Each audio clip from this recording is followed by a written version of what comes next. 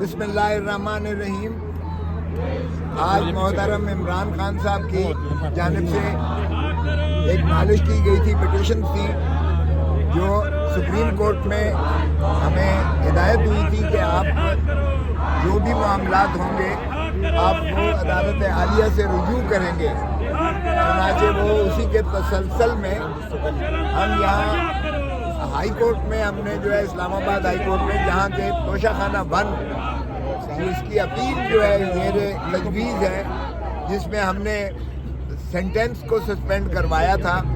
اور جس میں کنوکشن کی معطلی کے لیے ہم سپریم کورٹ میں ہم نے استدعا کر رکھی ہے، جو بھی وہاں سماعت کے لیے فکس ہوئی تھی. تو یہاں آج سماعت میں ہمارے دفتر نے ایز یوزول اعتراضات لگائے تھے ہماری پٹیشن پر، اور پہلے جب ڈویژن بینچ جو ہے اسلام آباد ہائی کورٹ کی، جب انہوں نے محترم عمران خان صاحب کی پٹیشن کو ٹیک اپ کیا تو انہوں نے مجھ سے پوچھا، استفسار کیا کہ کیا اعتراضات لگے ہیں.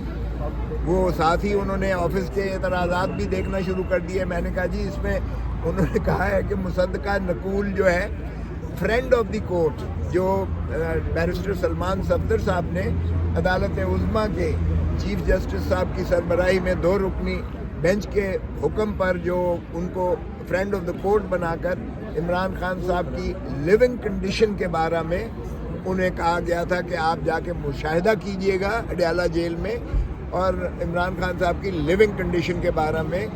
اس حکم کا جو 24 اگست 2023 کو 24 اگست 2023 کا حکم جو ہے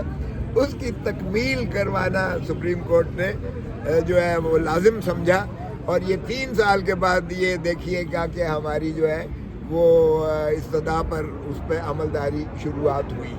تو اٹارنی جنرل صاحب کو بھی یہ کہا گیا کہ آپ جو ہے سپرنٹینڈنٹ جیل اڈیالہ جیل کی جانب سے بھی آپ رپورٹ کیجیے گا کہ ان کی صحت کے بارے میں اور ان کی لیونگ کنڈیشنز کے بارے میں جو ہے جو جس طرح کے وہ احکامات پہلے چیف جسٹس کی سربراہی میں 3 رکنی بینچ 24 اگست 2023 کو کر چکی تھی، اس کی جو ہے تسلسل میں آپ رپورٹ کیجیے گا. چنانچہ وہ یہ 10 تاریخ کو آرڈر ہوا اور 11 تاریخ کو انہوں نے جو ہے ملاحظہ کیا، اور 12 مارچ جو ہے 2023 کو یہ سپریم کورٹ کی 2 رکنی بینچ نے اس پر جو ہے آرڈرز کیے اور ان کا معائنہ اس انداز سے ہوا. لیکن جو امائکس کیورائی یعنی فرینڈ آف دی کورٹ کی 4 سفارشات تھی. ایک ان کی سفارش یہ تھی کہ ان کا معائنہ جو ہے کسی جو ہے اپنا ریٹینا اسپیشلسٹ یعنی کوئی ماہر امراض چشم سے جو ہے ان کا معائنہ کروایا جائے. ایک بات، اور چونکہ پیمز ہاسپٹل میں ماہر امراض چشم ریٹینا اسپیشلسٹ کوئی ہے ہی نہیں، جبکہ شفا انٹرنیشنل میں وہ ہے ہی جو ہے آنکھوں کا ہسپتال ہے اور جنرل ہسپتال تمام شعبے ہیں، اور وہاں مکمل چیک اپ ہوتا کہ وہاں ریٹینا اسپیشلسٹ بھی ہے اور باقی مکمل جو ہے، چونکہ انہوں نے کہا کہ ان کی جو ہے دانتوں کی بھی تکلیف ہے اور ان کا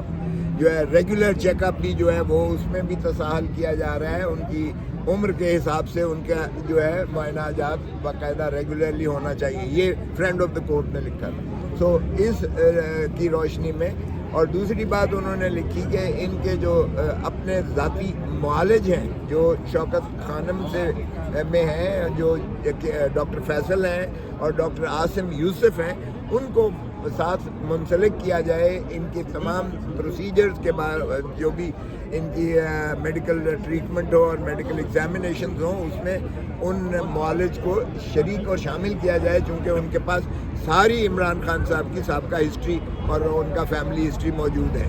اور اسی لیے ان کو جو ہے اس کے عارضہ جو بھی علاج ہوگا اس میں ان کو جو ہے یقیناً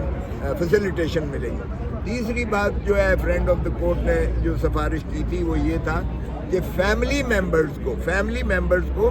ایسوسیٹ کیا جائے، کیونکہ فیملی ممبر کی تسلی اور تشفی نہ صرف لازم ہوتی ہے بلکہ مریض کی بھی، پیشنٹ کی بھی جو ہے اس میں ایک پہلو ہوتا ہے جس میں اس کی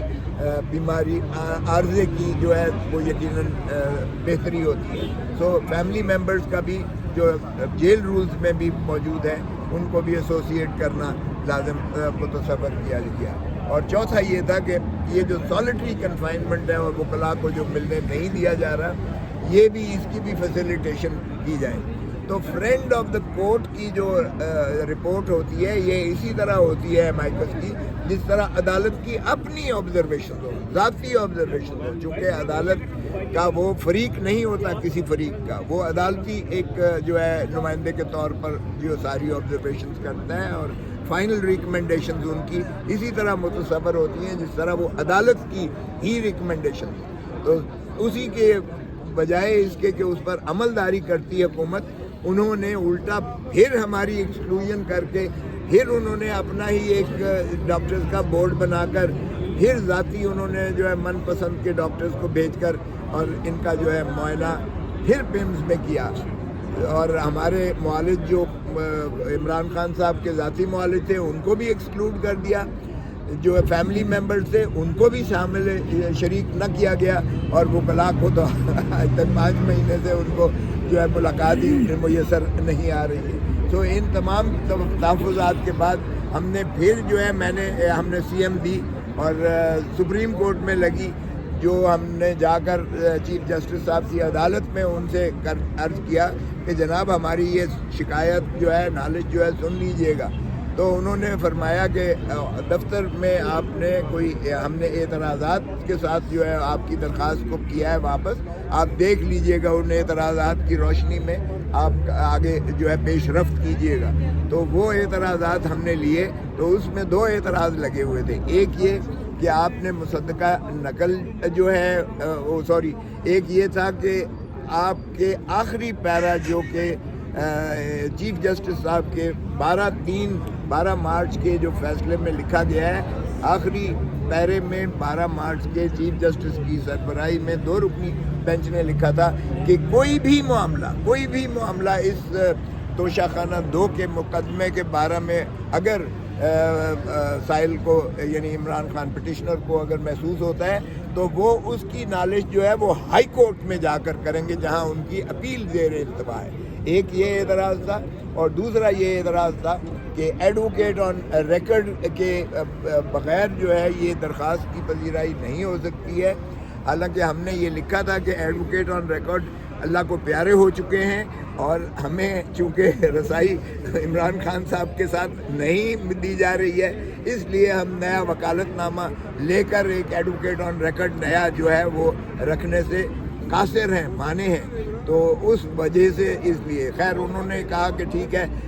آپ ایڈوکیٹ سپریم کورٹ ہیں، آپ کی طرف سے دائر ہو چکی ہے، لیکن پہلا جو ہے اعتراضات کی روشنی میں آپ ہائی کورٹ میں جائیے.